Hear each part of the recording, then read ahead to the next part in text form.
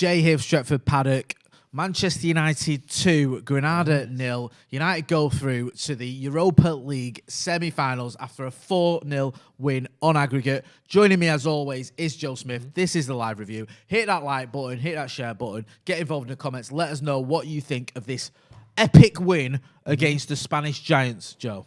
Oh, it's good to win, isn't it? I mean, it's Granada. Why not, eh? It's quite enjoyable. It is Granada, but it's good to win, and it's good to be through, and it was never really a worry, never really anything other than comfortable. We got a couple of nice performances, a couple of strange refereeing decisions, and we're through to another semi-final. Yeah, I mean, it has been comfortable. I think that is probably the best way to describe it, or you can maybe say professional, whatever. But we're never really in doubt this tie. There was never a point during the entire both legs where you felt Manchester United weren't going to go through. No, it was pretty comfortable from start to finish. Even in this game where I thought from about 30 minutes in to about 65 minutes in, United were pretty steady, pretty, foot off the gas type football. But even then, Granada didn't really do much. They had one decent header and another good save, or a couple of decent headers. But that was it. Like, it just, it's about as comfortable as you can hope for a quarter-final, which is exactly what we wanted. Obviously, you want every game to be as comfortable as you possibly can have it. And it's exactly what we want. So Roma next time is going to be different to that, though. It's not going to be a walk in the park, I don't think. I think it's going to be a difficult game for United. But this is the game that we needed to win, and I'm glad if they'd have gone 1-0 up after 20 minutes, you might have been like, hang on a sec, this is a bit risky. We didn't let that happen, and it was very comfortable. No, I agree. I think Ollie put out a team that you felt would win this game. I was a little bit sceptical when we did the preview a couple of days ago. I was like, is this going to happen? Like, is this going to be one of those games where we just sort of scrape through 2-1 on aggregate, could we even lose this game or draw or whatever? But when I saw the team, I changed my tune because I thought that's a really strong team. I expect them to have too much for Granada, and it was definitely the case. Like you say, Granada had a couple of chances, nothing major. We got a relatively early goal, and it was plain sailing. You mentioned the referee, and I know we're going to get into the super chat in a minute as well, about how poor the refereeing was. Referee was poor over in Granada, dishing out yellow cards like the confetti towards United players while ignoring a lot of fouls from the Granada players. Tonight, I think, was one of the worst refereeing performances I've seen in recent memory. Paul Pogba getting booked for basically running with the ball. A foul on Amad Diallo late on, right in front of him. A clear foul when Amad Diallo's more or less through on goal, doesn't give anything. I mean, it was just an exercise in incompetence. Yeah, I don't really understand what was going on. That Paul Pogba one, this one player that basically fouls him to start with, and he brushes him off. And then the second player comes and he puts his arm across to shield the ball, which you're allowed to do. Yeah. Brushes him off, and he goes down because his arm went somewhere across his chest to shield the ball. And not only does he give a foul, he gives a booking. Like, I don't understand it whatsoever. And you just think, like, what is he doing here? Like, he's trying to make a name for himself, or he's trying to, show that he's got control of the game and this is my game. I'm the one that's leading the way here. I don't understand it when referees do that. And it seems like the last few months we've had a lot of terribly refereed games, terrible refereeing performances against United. And like you said last week, it was just everyone who happened to be on a booking all got booked for, Maguire's foul. He just ran around the back of someone, put his arm across them, and again, same thing, booked. It's like Soldado, I think it was. He just brushed his arm across him, and it's a booking. And you just think, like, what is going on? That's halfway to a red card. You do that twice, you can't play for the rest of the game when you're banned for 3 matches for putting your arm across someone. Like, what is going on? That's not what a yellow card's for. It's not just a replacement for a foul. It's meant to be, one more of them and you're off. And imagine if Pogba had been sent off for doing that twice. It's just laughable. And the Diallo one as well. Anyone watching that game, immediate reaction is that's a foul. And definitely a booking. 100%. Because it's a cynical tackle to stop a counter-attack that's, 25 yards out of whatever we were at the time. It's probably not a red because he's not through on goal. When I said he's through on goal, he was sort of drifting a little bit wide. He was. It wasn't like, he's clear through. He still had a lot to do to score a goal from there. But it's a definite yellow card. Yeah, because it's, like you say, it's cynical. You're tripping him up to stop him going through. And it's right in front of the referee. Is behind it. You see the shot of the foul. The referee is looking from like 5 yards away and somehow doesn't give it. And I just don't get that. We've got a super chat about referees. Go on, I'll let you read it. Yeah, Not a Bad Cow says, why do we get the worst referees? And Ole needs to trust his bench more. 3 goals up and we're still running Bruno into the ground. Fair comment. The first bit, why do we get the worst referees? I don't know that the refs we get are any worse than other refs. I think the standard of refereeing is pretty poor at the moment, and they just happen to have been poor against us in recent weeks. But largely not by any sort of malice. I think it's just bad luck. But we have had some proper shocking results and refereeing results against us in recent weeks. In terms of trusting his bench more, 3 goals up and still running Bruno to the ground. Generally, I would agree. Tonight, I think to say he was running to the ground is a bit of an overstatement. The game was played at 60% pace for most of that second half. I don't, obviously he could have been injured. It's more running than he would have done if he'd have been subbed, of course. But he wasn't on in a game that was fast, end-to-end, sprinting around, getting involved in big tackles. It was a pretty steady game for most of that second half. And I think for the sake of having someone on the pitch who can turn things around, if Granada, heaven forbid, did get 1 goal and then a quick second goal, which isn't impossible, you've just got someone on there who can hold the ball and who can stop that from happening. So I know what you mean, but I personally think it wasn't a full speed game, so not really that much of a problem for me. What do you think? No, I agree. I mean, I sort of get it when people look at it, and we were talking about earlier, weren't we, about the Sociedad game where Bruno was playing, and you think, why is he playing that for the second leg when it was just almost, it was done, it was a 4-0 first leg win.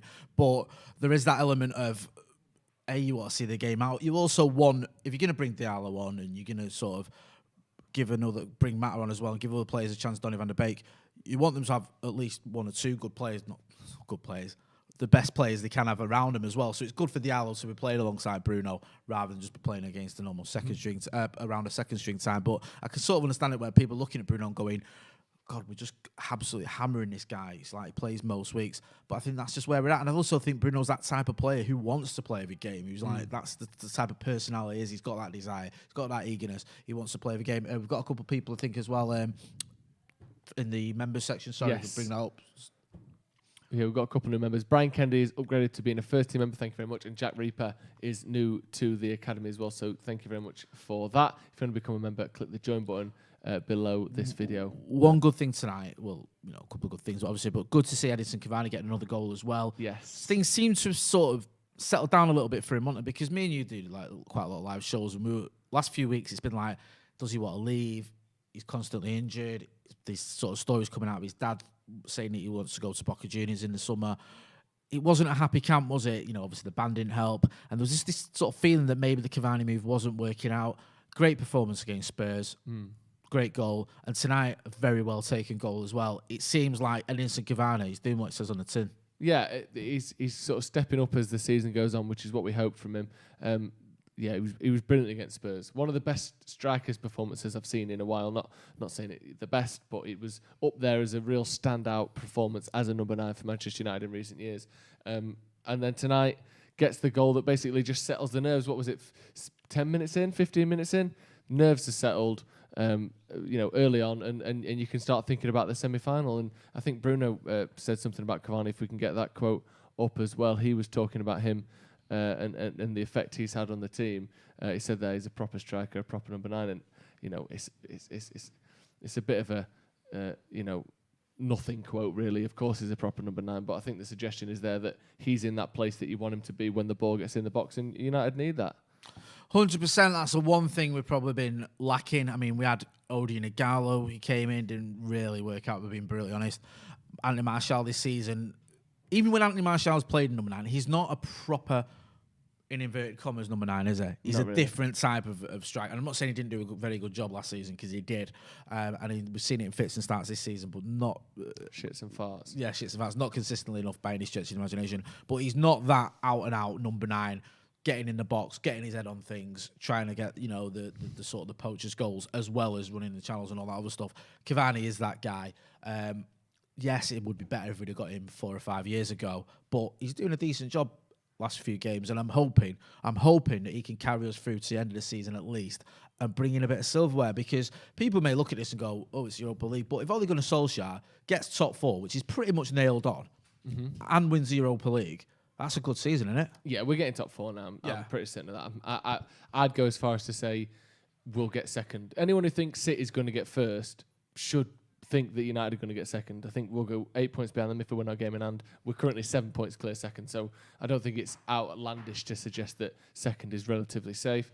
Ian Hamilton with the super chat says, "Job done, lads. What more can I say about Cavani? We're better than Roma. They're a team of Premier League cast-offs. Simple strategy. Get them and destroy them." Very nice. I mean, you have to be wary when you say the just a team. I get where it's coming from, but be a bit wary of the just a team of Premier League. Because Inter Milan, you could yeah, throw the same and sometimes accusation that at. just works, and it's like I know it's two legs, but you can have one bad leg where things go right for that, and then not make it up in the second leg. You know, I mean, or you can, we might lose 1-0 away, win 2-1 at home, and go out. Yeah, So it's not easy. You always have to be respectful when you get to the last stages of any competition.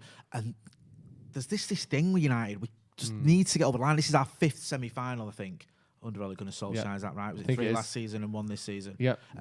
So we, which in itself, people go semi-finals. It's good because it's the latter stages of a competition. You've obviously beat some good teams to get there, but we're Manchester United. We're about trophies. We're about getting to finals at least, and we've not been doing that of late. And that's one thing that sort of we need to get. That's the elephant in the room that Ole Gunnar Solskjaer needs to address. Have you got any more chats there? You want to go? Yeah, we've got a couple. AK says, "So we managed to keep Cavani for another season. Do you think he can coexist with a similar caliber or even better, like Kane or Haaland?" Yes. Edinson Cavani is the guy that can play alongside anyone. Yeah, did it at PSG, didn't he? He's done it for years, whether it was back early on his Uruguayan days when it was Diego Forlan was actually the main man, if you remember, going back about 2010-ish. back 11 years. He was, and he played alongside him.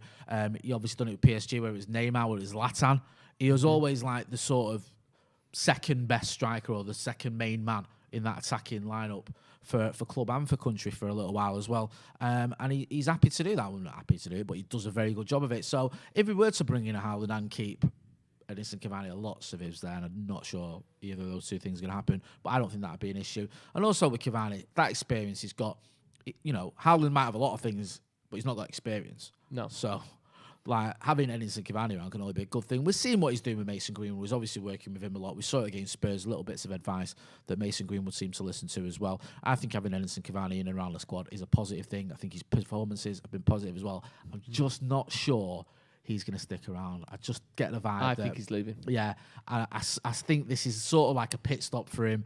There's no crowds, which just matters. Ole Gunnar Solskjaer as well, spoken about, he's not got his family with him. Like part of his family obviously abroad, which it's got to affect you as a human being, not being near any of your family, and also things like the ban and just the fact he's had a lot of injuries since he's got here as well. It's not quite worked out as much as we'd hope. All being said, he is in a good spell, and there is still a lot of football left to play between now and the end of the season. It could well end on a high, and I think if it ends in Gdansk with him lifting the Europa League, everyone will think he's been a huge success. Or not out of the realms of possibility. Don't do this to me, Ends Joseph. in Wolverhampton lifting the Premier League. Well, there is that as well. There is that as well. You can never count them out, can you? You can't. Count them out at your peril. At your Go peril. on, my friend. Kimani W says, "I feel like since Bruno's pen in the first leg, where he got hit in the face, we've had 2 decisions against us for fending off players and then flopping." I can't disagree with that. Stuminson, and then same again tonight. The refereeing decisions, I think, this season have been against United. And people may look at that and go, look at all the penalties you've had, but that's VAR looking at things and going, that's, it's nailed on. But there's been so many decisions, I look at it in the league, the Sheffield United game, goal given for them and taken off us, both admittedly wrong. We got that wrong. Was it the West Brom game where he's climbing all over his face? Yeah. And this whole thing of, well, we should have beat West Brom anyway. We should have beat Sheffield United. But not if goals are given that shouldn't count, then you can't just ignore that. You don't win every game for 4-0. Yeah. Like, it's not like City have fine margins. cruised past every team they've played this season. Like, look at them against Dortmund. It took a bit of luck for them to go through against Dortmund. Yeah. If Bellingham scores that first goal in that game, it's a completely different game. 100%. So it's not like even the best teams win every game dead easy. And the fact that we didn't already, we should have scored 5 against Sheffield United because they're shit. That's not how football works. And sometimes it comes down to those fine margins. And when they're not on your side, it can cost you games and occasionally cost you trophies as well. Sahaj Shetty says, our manager 4 years ago was someone who was do anything to feed his children, and he wouldn't have signed Cavani. I guess they're talking about Jose Mourinho there. I mean, listen, we can look at Jose Mourinho in 2017 when we won the League Cup and the Europa League, and it was a good season. It was 2 trophies. I think he did more or less what we hoped he'd do, which was bring some silverware to Manchester United. The problem was there was no building for the future. There was nothing really that went forward. The signings didn't quite work out after that. Lukaku for different reasons, Matic for other reasons as well. Those were his 2 main signings, I think, after we won in 2017. And even though we finished second, it was a distant second. And you just felt like that was our chance under Jose if we were going to win the league. And then the following season, obviously, he got sacked and it went wrong. With Ole, personally, I think he's moving this club forward. I can see what he's doing with the youngsters. I can see what he's doing with some of his signings as well. And I'm a believer in Ole Gunnar Solskjaer. And I think it is going to be difficult because of the sort of disparity between us and City. But I think we'll stick with Ole. We've got a fighting chance next season of mounting a title challenge. But that all depends on the summer. If we don't back him properly, if we have another summer of, here's a third choice left back or a second choice left back, or is an up and coming midfielder, 18-year-old centre back. And here's another sort of 17-year-old wonder kid who might be good in a few years. Oh, and an aging striker as well.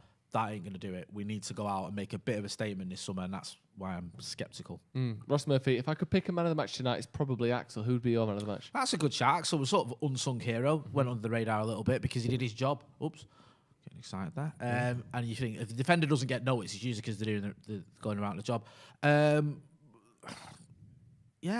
sort of... David De Gea did a couple of good saves. I don't know if it's man of the match performance. I thought Pogba was playing well despite the fact that the referee wasn't on his side. I'm tempted to go with Axel, actually. I think he had a good game. Good shout, I reckon. Abdullah Ibrahim with the super chat. I'm confused about how refereeing decisions are made. I also blame commentators and pundits for the way they frame incidents. Someone dives and they say that they're clever instead of cheating. What constitutes enough contact? Well, that's where the problems lie, isn't it? Because in the rules, there isn't a definition of pounds per square inch contact that has to be made, or the amount of a leg that has to be blocked by another player's leg. Totally there is no definition. It's like I said, it's an unquantifiable and unquantified amount of contact or whatever it is. So that's where the referee's discretion comes into it, which, a lot of the rules haven't changed that much since the 70s, really. But the amount of contact it takes for a free kick now is obviously much less than it was 40 years ago. Going back to that Spurs game with Heung-min Son, you can look at that and you can know, just from looking at that wasn't enough contact from Scott McTominay to knock him down. Yeah. That was him play acting. Yeah. It wasn't in his eye, where you think, if you get poked in the eye, sometimes you're acting like, oh my God, my eye, whatever. Yeah. It wasn't a proper smack in the face or on his chin, where you think, he's knocked him off his feet there. Yeah. It's literally a dive. Yeah. I've got a bit of contact, I'm throwing myself backwards, Yeah. I'm making the most of it. You can watch that, and I think a big advantage of watching it would be to watch it in real time as well. One thing I don't like on these VARs is this slow motion, because you can almost hear the platoon music in the background. And it's like dramatic, and it's like, someone's sort of taking him out with a sniper. Whereas you just watch it in normal time, you're angling, and it's not a chance is that enough for him to react like that. That's not a foul. But we're not seeing that. We're seeing refs just getting conned by it, and I think that's spoiling the game, because Paul Pogba, if he doesn't get that booking tonight, he doesn't get the free kick against him, he was almost going through. I know there was this long way to go still, but he'd beat like two men. He was sort of away a little bit, and I think we're on. I might be wrong. There's like two defenders were really spread apart in front of him. Yeah, and I think that could have been okay. Let's just take it to the extreme level. That could have been an amazing goal. Yeah, but it stopped because of a shite refereeing decision. Yeah, but again, because of what? Because you've seen a bit of contact with someone's chest. Yeah. You've got to start using common sense. It's you can have all this technology and all this other stuff, but referees should be able to use a little bit of common sense to say there's not enough contact there, or the player's running away from the defender. He's the one who's attacking. He's the one who's not making a foul there.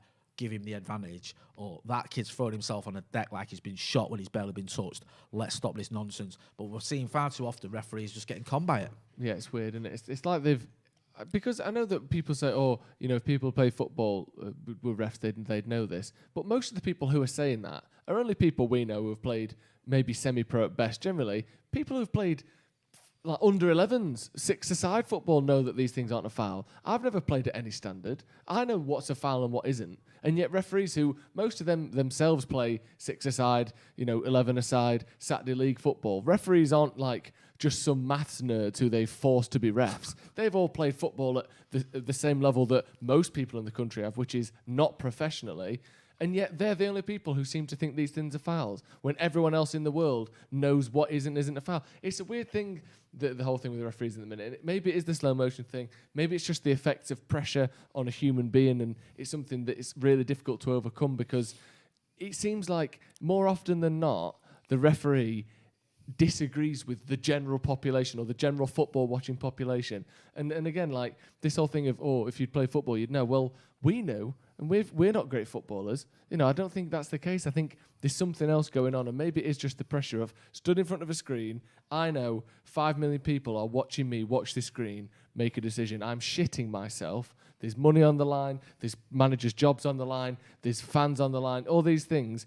Okay, slow motion. He's touched his face. I'll give it a foul. Yeah, like it's like a get out of jail free card. He's almost like, he touched his face. It's a foul. Yeah. When even though it isn't. No, that's not a free kick. Yeah, I wonder what it is because it seems like it must be more than just, these people haven't played football so they don't know, because there has to be more going on there, and I think maybe there's a better way of doing these things, and maybe. I know the screen at the side was something we wanted to start with, but that hasn't made there be more right decisions either, so who knows, really. Do give us a like if you're watching. Let's try and get to 500 likes. Yes. Overall, though, looking at over the 2 legs, looking at our league form as well, looking at the teams that are left in it, we're going to play Roma next. It could be, it's Arsenal playing who? Villarreal. Would you fancy us for this one? Yeah, I think I know we are the favourites. We were the favourites before even this round. I think we should be the favourites. We're definitely the best team in it. Yep. I mean, I know we've struggled with Arsenal and Bruno Fernandes there. Now's the time for the next step and to win a semi-final. I know we've struggled against Arsenal recently in the league. But our record against Arsenal the last couple of years has been fucking wank. Yeah, but I know, but that doesn't change the fact that we're definitely a better team than Arsenal. They're 10th in the league. We're second, and potentially mounting a sort of a late push for the title if City drop some strange points in the last 6 games. We're comfortably the best team left in the competition, and at some point I think that will turn into winning games. And it's nice that United's form seems to have turned around again, hopefully for the last time, and we end on a good run. But yeah, I think we beat him comfortably. We've got to be favourites. I think if I was betting, I would bet on United. It's not like, we're favourites, but it's a bit lucky. I think we're the best team, and hopefully we go on and win it. No, I agree. We are the best team. I think that if you look at our sort of form past that, especially past that early period in the league where we were losing a lot of games at home, we just looked a bit ropey. Yeah. We were on a pretty rich run. We've had some really good results. The Leicester result aside, I think we've been pretty positive over the last few months especially. Things look like they're coming together. Paul Pogba's playing as well as he's played for many years. Cavani scoring goals. Mason Green was playing well. It's sort of making sense now at Manchester United, and I think that something like the Europa League, is an immensely winnable thing for us now. Like, this isn't like, we're in the Champions League and we've got to face City, PSG and Real Madrid or whatever. This is like, we can get past Roma, we can beat Arsenal, Villarreal, and also we can do those things as well, I think, without sacrificing the league, without saying we've got to rest people in the league.